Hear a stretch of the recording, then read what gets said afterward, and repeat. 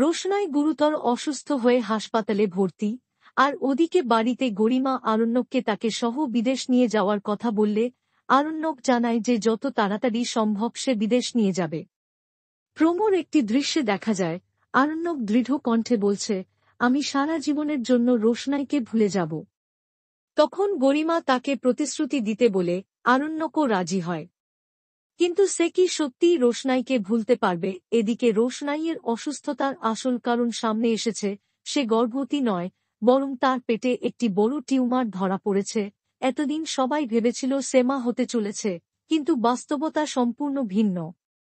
টিউমারের কারণে সে এতদিন দুর্বল হয়ে পড়ছিল, আর এই কঠিন সত্য সামনে আসতেই পরিবারের সবাই হতবাক। এবার প্রশ্ন, রোশনাই কি এই কঠিন পরিস্থিতি থেকে বাঁচতে পারবে? চিকিৎসকরা কি তাকে সুস্থ করতে পারবে? আরণ্যক কি সত্যিই তাকে ভুলে যাবে, নাকি শেষ মুহূর্তে এসে কোনো চমক অপেক্ষা করছে? এসব প্রশ্নের উত্তর মিলবে 24 মার্চের 1 ঘণ্টার বিশেষ মহাপর্বে নিউলাইন। এই বিশেষ পর্ব মিস করতে না চাইলে চোখ রাখুন স্ক্রিনে।